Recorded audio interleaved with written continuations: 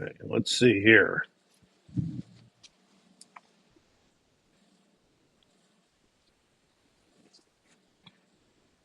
Is it coming through? How's, I think we're all live right. now. Okay. Yes. Hello, everybody. Welcome. We're gonna give folks a couple minutes here to file in. The box office hopefully can wait for another 5 minutes while uh, you know come up with some brilliant analogies here. Always last minute in Rushfield, handing in your papers for the last minute. It's a lot like the Battle of Austerlitz, I'd say. Or As one often does, yes. you see this? Okay. Well, people are here. We have a quorum. We have a weekend, Certainly and do. I have feelings. But first Well, I love to hear I them, want to hear Richard. yours. So Yeah. Go ahead. Take the floor. no,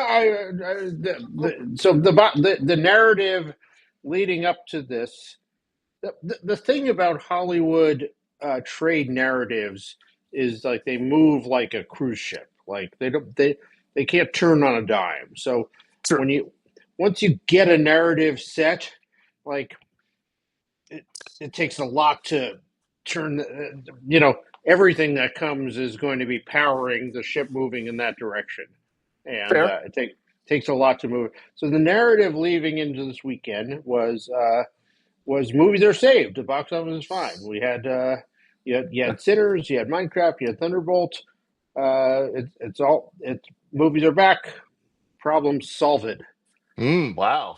Well, I guess that's, yeah. I mean, the Sinners train took or ship, in your analogy, took a little while to turn around. They turned around pretty fast on that one. That was kind of curious. They kind of forgot everything they said ahead beforehand, but we've mentioned that already. But That's yeah, right. look, there's no new movies. The funny what happens when you don't release anything, so that's kind of but the narrative for David Poland wrote a very angry screed inspired by this because the narrative still remained. All the write ups was, hey, box office, it's still pretty great, right? We're still saved. Things are still.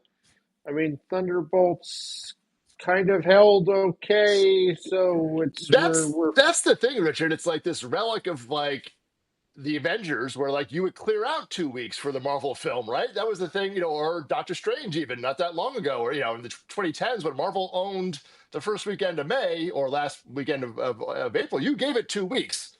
yeah. You don't do that. You don't need to do that anymore, Hollywood, because I mean Thunderbolts did fine. It was down 55%, which is had no competition. You might see maybe that'd be a little bit better, but certainly in par with Eternals was 62, Shang-Chi was 54, Deadpool was 54. So not out of the ordinary here, but there's a slot here for another film to come in that Yeah. just didn't come in this weekend. We didn't have one. So that's and the and twist here.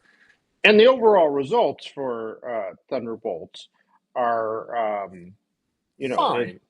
they're fine, but on the low end of the historical Marvel spectrum. Well, it's Like the new end. on the Yes, on the historical 100%, it's going to hit probably tracking to be in that low 400 million, maybe 450 global. We'll see if it, because you obviously have some two big films coming in a couple weeks, and Lilo and Stitch and MI8. But yeah, what is this new normal? Captain America did the same number back in February. It was again about 425, 450, which is not a bad number, Richard. But when you spend 180 plus, 180, $100 million marketing it, it's like you're just kind of breaking even on theatrical for Marvel now, where before that wasn't happening. So that's what Thunderbolts is kind of telling us. Again, it's week 2. Maybe there's more legs in this than we think, but from 2 weeks of data, Richard, that's kind of the thing that's emerging in my mind. But you have some other thoughts, I'm sure. Yeah, I mean, I just like this is prime real estate. Like it's Right. showtime.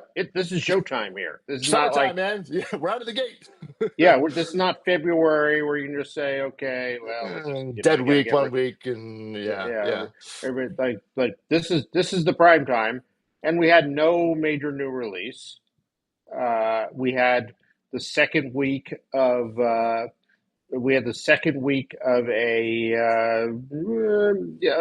okay blockbuster Right, okay-ish. fine, okay-ish. Exactly. I put the word okay. Yeah, in my coverage. Yeah, it's not, but it's not what we're used to. Next summer, Richard, we have the Avengers are back. So like, is this the one-off year where like do you going to challenge Avengers in next week two, but next year week two? Probably not. I guess that's so. It's kind of like going back and forth on this. What do we do here to kick off summer? Because last year we had the Fall Guy, which was kind of a dud more or less, and that was off to a slow start. So it's a weird. We'll get into it more in a minute. We're going to do predictions today for our summer box office, but it's not a textbook summer by any means here, Richard. And this week Yeah, is I mean, you look at the rest of it. So you have then Sinners, Minecraft, and The Accountant, all right, holding and all doing, respectably or better as holds this week. And right. then below that, like nothing. Like Plummets, there, yeah. there's like no depth or anything to the box office. Just like Well, I should say there were new films this weekend, Richard. I should clarify it, but Clown in a Cornfield, which is the movie from IFC Films, the RJLE label, 3.6 million. And Lionsgate had a movie which we should mention here, Shadow Force, which is an action movie with Kerry Washington and Omar Sy.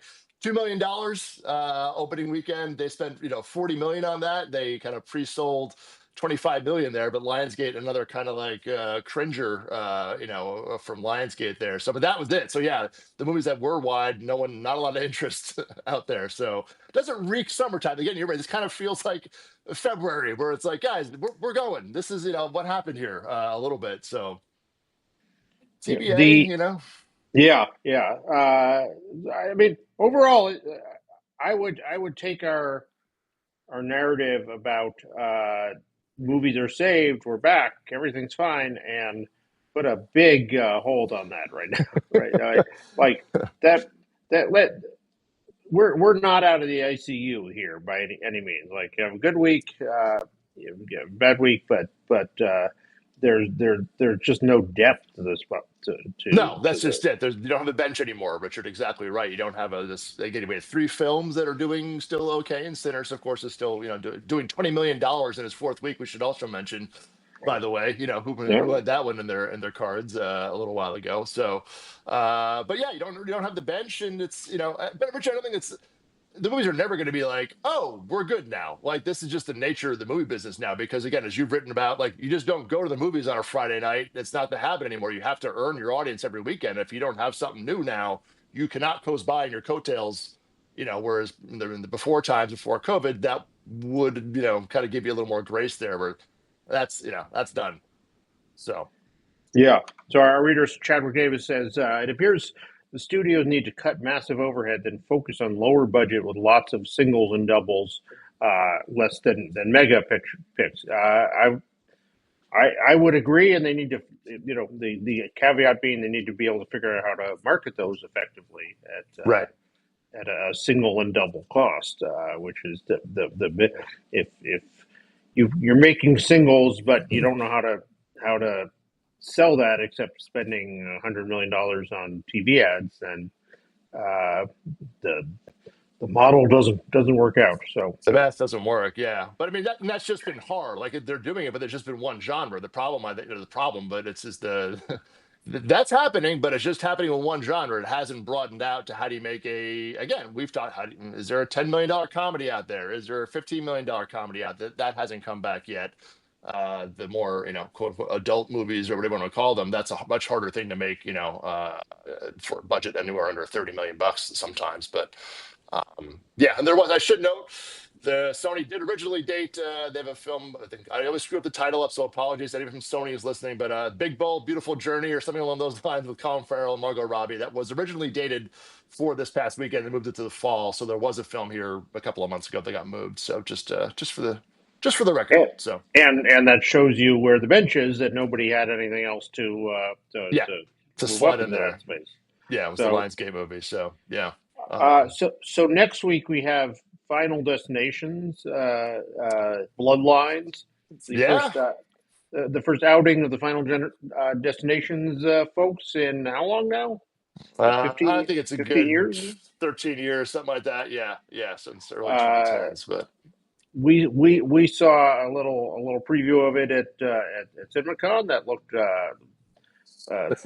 If you want that kind of stuff, this movie will pretty intense. deliver. I love the advertising. Whatever the ads are doing, this is exactly the movie. And the tracking's been very, excellent. So I think this one is going to definitely punch above its weight. And I hope it doesn't have any horror competition for a while after that. So I could see that playing. Having some legs there. It goes in obviously Memorial Day weekends, the weekend after that, which has no heart, two Lilo and Stitch and MIA, which are nowhere near that genre wise. So I could see that having a real, by early June, we could be looking at a pretty big number for that. I hope it looks like a fun go to the movies, see this with your friends, be around people, jump, laugh, at the scares and things like that. So I'm optimistic, Richard. I'm buying stock on that one. So Which, if you talk about the narrative changing, suddenly Warner Brothers is the I entire box know, three office for for the three. year. Like I pointed this out back in Mickey 17 in early March, and I was like, hey, everybody's dumping on these people right now. You better be careful what you're saying, and no one was. And lo and behold, we could be exactly right. I mean, if you took that one studio out of the picture for this year, The it would be Q2 would be pretty bad. time to close Yeah, up shop. Yeah. yeah, That yeah, so that is coming. yeah. Um, the yeah, I just I'm disheartened by this weekend. That after uh, we we need more Hollywood. This isn't gonna. You want to keep this thing going. This isn't gonna. Yeah, it seems like everybody's looking for a slot. This was a slot that one, could have taken advantage of. Thunderbolts was never tracking that amazingly well, where you had to get out of the way, so to speak, for the following week.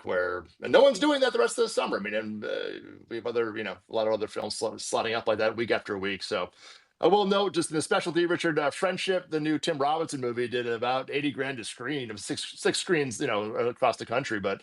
That's a huge limited release there for A24. So just a little life there in the specialty. We always kind of keep an eye out to see any signs of life there. But $80,000 a screen with that was or sorry, 75,000 a screen. Pretty amazing there. So How do you make kudos to. 70? How do you? What is 75,000 a screen? Doesn't sound possible. Even how do you The make math 70? on it. Well, it's just you sell a lot of tickets. But I mean, what there's a. I mean, you can only Well, there's it's only over so three many people in a. days.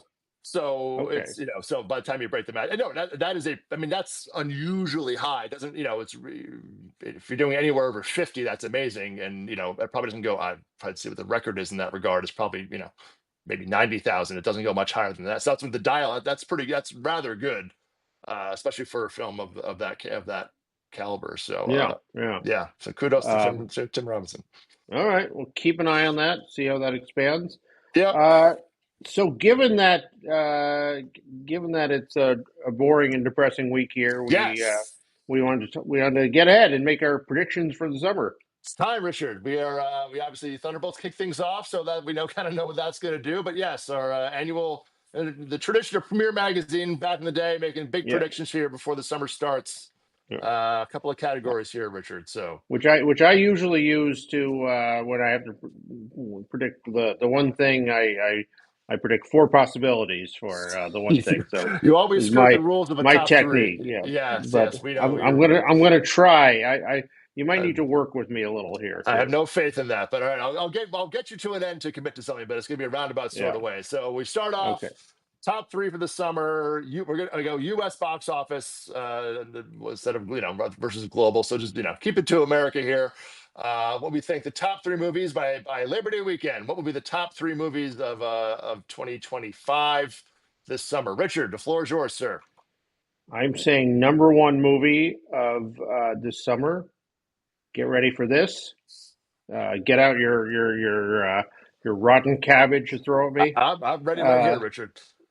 Lilo and Stitch. Yeah, I know, but bold prediction. I think on both of our ends there. Yeah, Is that's that what I is got that too. that's I your don't. number one? Yeah, I have nothing this summer. I'm looking at. I'm like, it looks unstoppable. I mean, and you have Memorial Day, and it's going to play, for weeks. So I just don't see the math. Otherwise, The that's peaks we saw of it looked pretty hilarious, and everybody seems to be on board for this one by far. So yeah, that was mine too. That was all the right. gimme. But from there, I was like, that's where it got tricky for me. Actually, that was the more like not the easiest pick, but the one I'm more confident in. Kind of got a cluster of like Mm-hmm.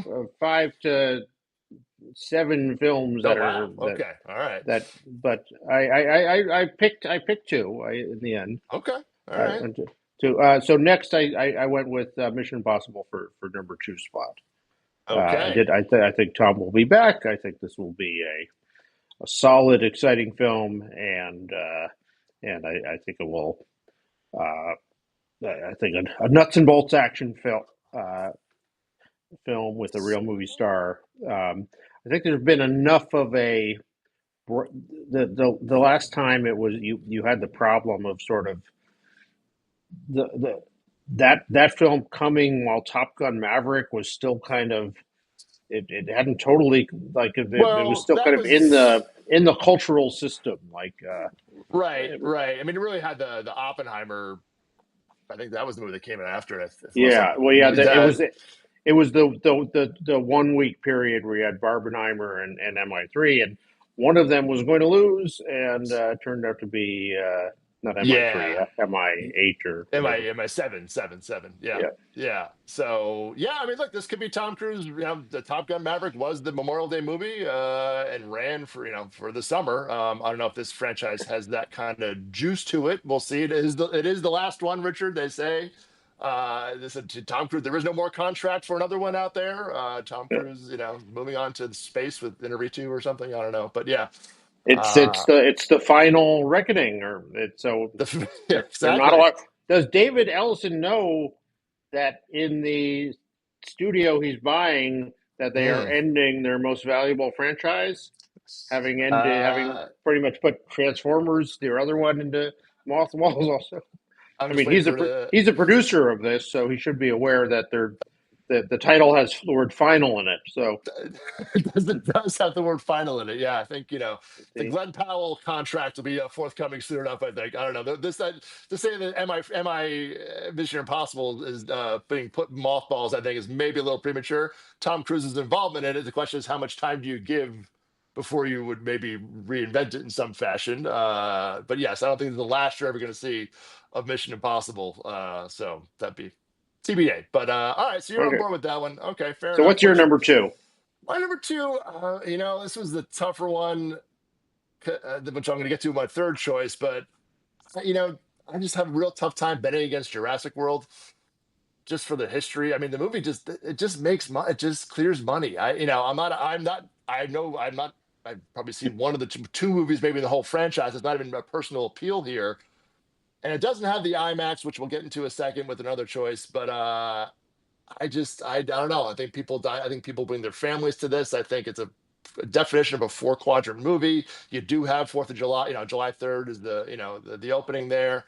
You have a couple weeks till Superman to kind of own the box office. But I would just have a hard. This is the history. I look back through the numbers, Richard, and I'm just like I don't remember how big these movies all were. Because I'm like, yeah, that was whatever. I'm like, no, they really do like amazing numbers. So It is amazing. I mean, I would like to like find a person who could tell me like the Jurassic story of like oh yeah, how no, I exactly. each film evolved, and like and then they put them in this pen in the middle of Idaho, and they got out of there too. Yeah, And isn't Star Wars exactly in the canon or whatever, or but Lord of the but Rings some here. but somehow the people being chased by dinosaurs thing just And now you have Scarlett Johansson, you have new people, Mahershala Ali, so you have some new people in it. It's a new start of a new era. What thematically or script wise that means, I have no idea. But so that's what I think is going to be up there in the top three by the end of the summer. So that's my other one. All right, I would not get a bet against Jurassic, but I did bet against Jurassic. all right, fair enough. Uh, my number three was Superman. Okay, so you're putting the Superman bucket. All right, I okay. maybe I'm choosing that because I want the I want a sort of a somewhat if it succeeds I want more credit for it than I would get for than you will get for Jurassic. That's true. Uh, That's true. And you have bought stock in DC in our franchise. So you in yeah, our yeah, franchise conversation a couple months ago, Richard. So you're already on the record for buying your DC low and thinking it's going to rise. So you're doubling yeah. down. You're doubling down on DC, Richard. Exactly. I'm supporting my investment there, but I Well think done. it I think within the superhero world, I think it feels different. I think it feels relevant to the moment. It doesn't seem like another cookie cutter film. I think the stars are great. The whole I got a lot of faith in the director James Gunn, Right. uh, and I just think there's a lot of elements there that are particularly good. We've only seen a minute of it, but More to that's what come in the campaign. Yeah. that's where I'm at. What is your number All right. three? This was tough because I was gonna, and if I figured you're probably going with Superman on it, so and I want to keep this, not keep it a little interesting, but this is a gut check. I think honestly, my logical brain says you are correct, Richard, and that'll probably be the third of the movies. I do. Superman is a dotted history at the box office. I will say, as a franchise, it is not Batman. There's never been anywhere, any revivals over the years from Brandon Ruth to the last incarnation and Nick Holt, and it's like they've done okay, but not amazing. So that's what's holding me back. And I'm going with the gut check of F1 because this is the Gen X nostalgia in me coming back, where you have Bruckheimer, a sound just got a banging soundtrack for summer, all new songs, and I'm like, and it's in IMAX, and just you have that experience again, Richard, where you're just going to go and it's going to be the movie to just like, just go and have a good time. You don't need to know about anything else previously. There's You no, know, no baggage you don't have to know how F1 works. You don't have to, all X, Y, and Z. So it's I got a think real this movie is star at the front of got a it. real, exactly. Go see It's a Brad Pitt back on the big screen, yeah, and it fun can really popcorn movie. I can see it really becoming like this thing you have to experience, That's yeah. which is That's what that's my. I don't know that it's going to bear out, but I'm putting my final bet there on that one coming out. The problem is that one persists June 28th and Jurassic is July 3rd. So I'm kind of betting against myself on this that the two biggest movies are going to come out in a 10-day period. But nevertheless, I'm going Lilo and Stitch, Jurassic World, and F1. So you got Lilo and Stitch, you got Mission Impossible, and Superman. So they're our top three picks. okay. Now here's the first bonus question for you. Yes, here we go. When the story of 2025 is written and all the accounting is done down there, will none of those be the number one movie of the year? Because will Avatar Fire be the number one Yeah, movie of the year? I have a hard time believing that. Otherwise, you've got Wicked 2 coming into the year as well, which you can't count out. This is the power of a sequel. Yeah, I mean, Fire Dash, the box office gets, it's December 20th or 18th, whatever it is. So you kind of gets cut between 25 and 26, which we're counting the total run of Avatar as a 2025 number. Yeah, I don't see how I would never bet against that. And certainly, again, you and I both spoken. We both don't quite understand how it gets that big, but Yeah. hands down, hands down. Yeah. All Okay. right. Second bonus question. Yeah. What's your sleeper pick for this All right. We're year? going sleepers. We got two more. All right. So sleepers. I don't know if this counts as a sleeper, but I think it's going to be That big. was I needed some Yeah. definition work So with you. I'd say you can either go. There's two places this can kind of go. You can kind of go indie film, like an A24 movie that you think is going to punch above its weight. Kind of maybe go up to 50, 60, or $100 million, whatever. Not do the Yeah. usual maybe 10 or 12 kind of thing, or a film that's really just going to be above and beyond, like not to put it, but like a Sinners, where it's like nobody had $300 million on that movie. It's not a sleeper hit per se, but one that just really overperforms. That's not F1, Jurassic World, the ones that kind of have the $100 million marketing budget, et cetera, et cetera. So I'm going Naked Gun, which I know has IP, but I think this is going to be. And I think here's why I pick it, because I think it's going to be a big a big box office, but it's going to get that comedy conversation started, which needs to happen this to me. I'm hoping, fingers crossed, admittedly pie in the sky here, but is that movie that gets comedy back in the conversation. You add that on to Deadpool from last summer, which was an R-rated comedy. That is not fall in the Marvel, the Marvel category. That was R-rated comedy at its finest with Deadpool 3. I think Naked Gun is going to put us back into that comedy conversation. So that I think will be, if we're talking about like end of the summer, let's go like, oh, that one really just got a lot of conversation, and just like people haven't seen that movie, kind of movie in a while. That one is what I'm. So again, sleeper. It's people know it, but I think it's gonna bat above its weight. Is one of my guess. I have another side pick, but I want to toss over to you. Well, okay. Well, here's the question: Is Ballerina a sleeper potential? I guess it depends. Is How that? much do you think it's going to make? I mean, I feel like it could do John Wick numbers. Okay, all So right, so okay. so. I mean, it looks pretty great, and Anna de Armas is very compelling, and you know, I, so that's real money. That's not just No, I do. I mean, I think it's going to do well. Like if you told me it's going to do Wick money, I don't. That would be a surprise. So if you're saying that if it's going to be doing Wick maybe four on the money, low end of Wick money, but well, Wick money's gone pretty big from 1 to 4. yeah, Has ranged quite a bit. So yeah, yeah. yeah. But All right, I, I fair I enough. I I don't think it will be outside that range. I think it will be within the Wick Sure. the Wick spectrum of But you'll results. say it'll launch. We will want Ballerina 2. We will want it's going to be that Yes, kind of a size thing it will where be it'll a be a a clear clear. success. Okay, that brings you Uh, there. All right, that's fair.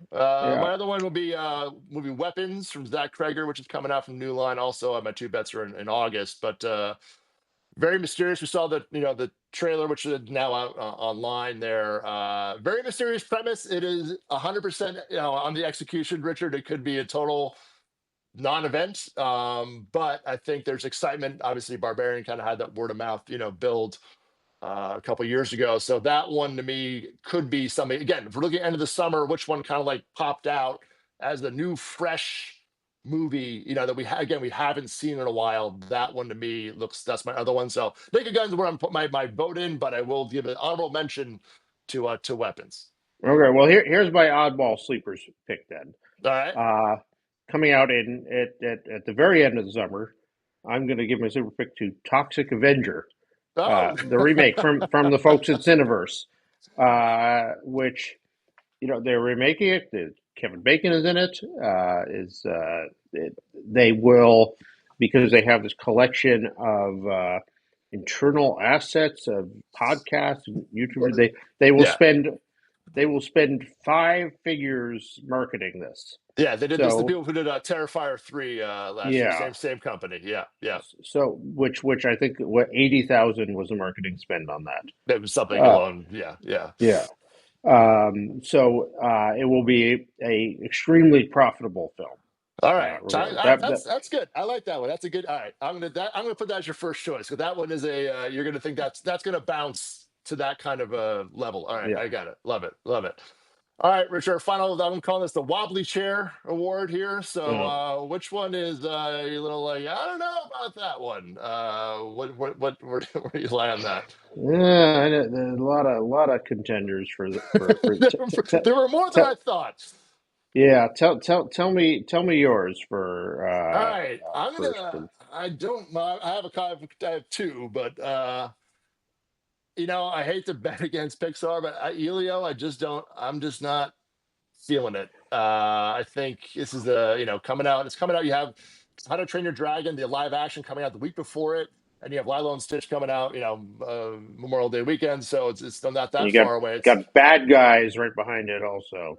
yeah, Bad Guys Uh, is I think they're in July. Yeah, so Elio's for the Father's Day, the June 18th or whatever the Father's Day weekend is this year. So that one, it seems like it's playing very like kids kind of thing, but then not the usual kind of Pixar. You get the adults and the other people. That's kind of where I don't know if this is gonna yeah, do a number that is Pixar esque. I'll put it that way. So that one, maybe it's great. And no one's seen it. No one, we've only seen the trailer and some bits, but that one to me I mean on Pixar we saw standards a could be big well. peak of that Yeah, CinemaCon. Yeah, I mean the I feel like the Pixar movies when they work they have a real clear dilemma and yeah, setup like yep, or even Disney the animated movies like Frozen. It's like why doesn't my sister want to be friends with me anymore? Like right, that, right. like it's why the Inside Out. Like why am I feeling so Yes. weird inside? Even Elemental, which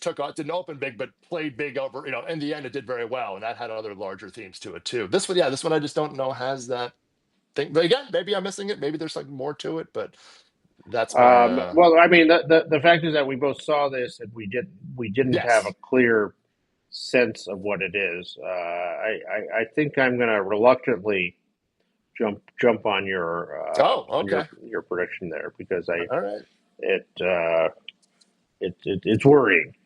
Yeah, yeah, and it's no IP, no, it has those other factors to it as well. So, Yeah. yeah, my other one was Karate Kid Legends coming, which I don't know if it's true or not. I was just searching around for a budget, and it was like over $100 million, and I'm like, I don't know that this is gonna do. This is the weekend after Memorial Day. This is the was it the I think it's May 30th date there this year. Yeah, the May 30th movie. So you're following this is week the week two of Lilo and Stitch and MI8, and I don't the last one in the early 2010s did 360 million global. So God bless. I just don't know if this one, if the budget is indeed this high, I'm concerned that it would not make the 250 $300 million that it would probably need to make. So we'll see if the budget's not that high, Yeah. I'll change my vote there. But that's my other kind of like, I don't know. So The anything else?